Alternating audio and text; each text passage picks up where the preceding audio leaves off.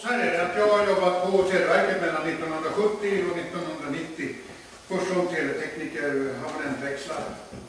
Och sen hamnade jag på Norra telefonområdet och uppe på försäljning växlar och sen på rationaliseringssektionen där jag träffade Jon Lars och Yvonne.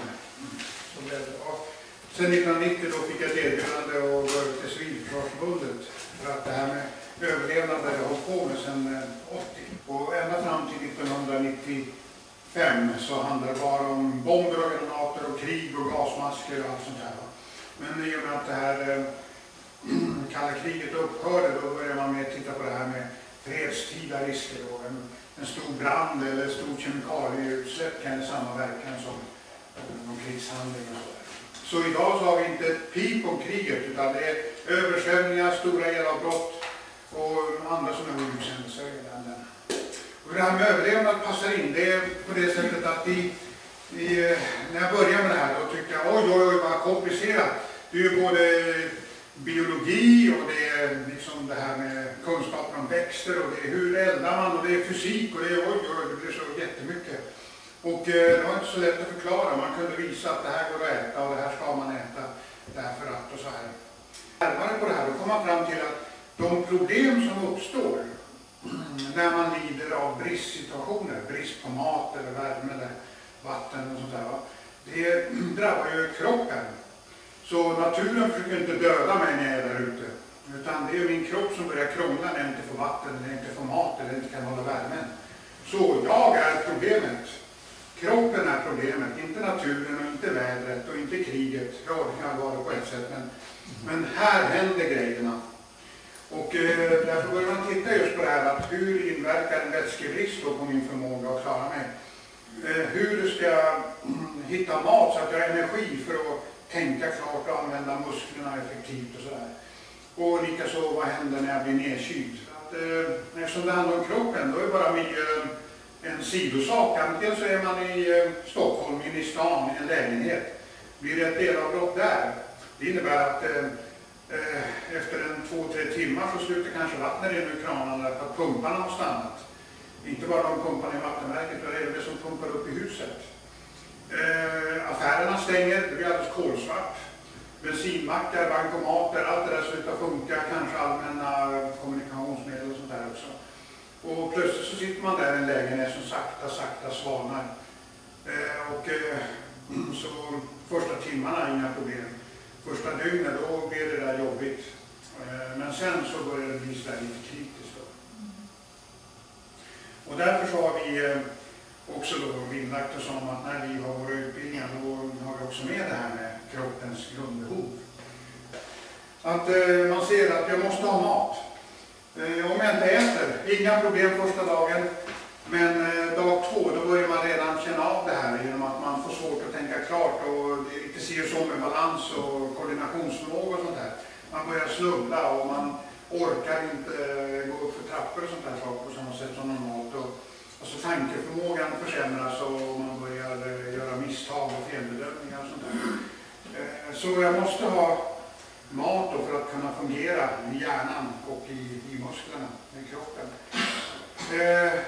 Jag måste ha sömn. Det har visat sig att det har större betydelse än vad man tidigare har trott.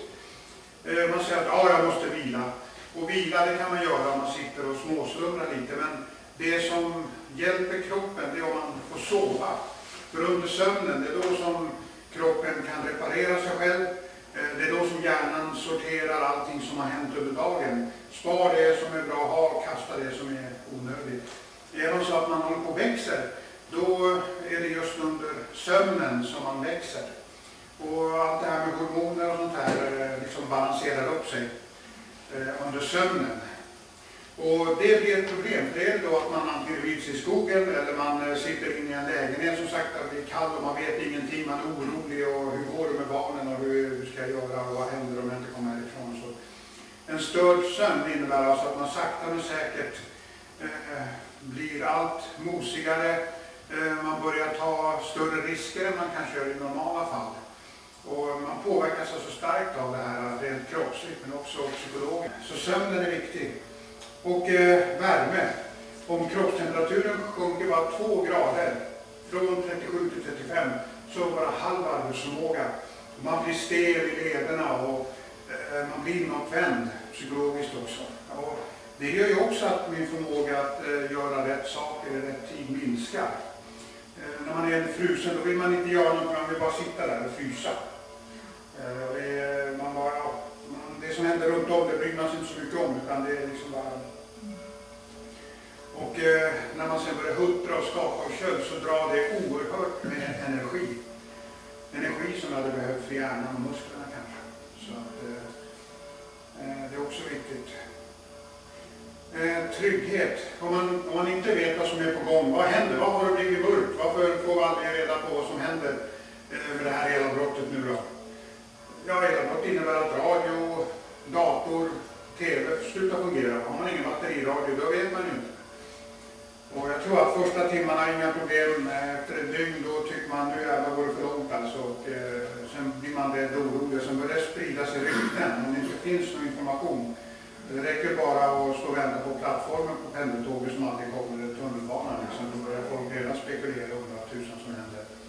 Och det är då som ryktesspridning och sånt kommer igång. Och det kan skapa oro och annat sånt här. Så information är väldigt viktigt, att man på något sätt förstår vad som händer och att man på något sätt har kontroll över det som händer. Så det har vi funnit också, att om man på något sätt känner att man har kontroll över läget då, så känner man sig mycket tryggare. Och det kan det vara genom informationen också, genom att jag skaffar mig kunskaper före. Om det nu är en gård då, till exempel, så innebär det också att kylskåpen och frysen slutar funka. Och ett dygn inga problem, men om man in på tredje dygnet då börjar varorna tina och förstöras. Och då är det bra att veta vilken ordning ska jag ta de här matvarorna och tillaga dem. Och hur ska jag tillaga dem när elspisen inte funkar. Så om man då skaffar sig en viss enkel grundutrustning så ordnar man det. En enkel spritkök eller något här. Eller om man har husvagn eller båten där man hämtar gasolspisen eller flyttar ut på landet. Jag tänkte att vi kan gå ut och titta på hur löser man det här i naturen då med mat och vatten och sånt här till exempel. Tänka på att man renar vatten även i sådana miljöer som annars ska vara rätt så säkra. Vintertid så när renarna lägger sina karamachos på snön då, så under det att det blåser så filar de här vassa iskristallerna av hela tiden fragment av det där. Och det lägger sig som ett moln, dammoln över snön då, ett tunt skikt. Så även där så kan det finnas anledning att man gör något för att ta koll på bakterierna, och det som funkar bäst där visar sig det är kokning.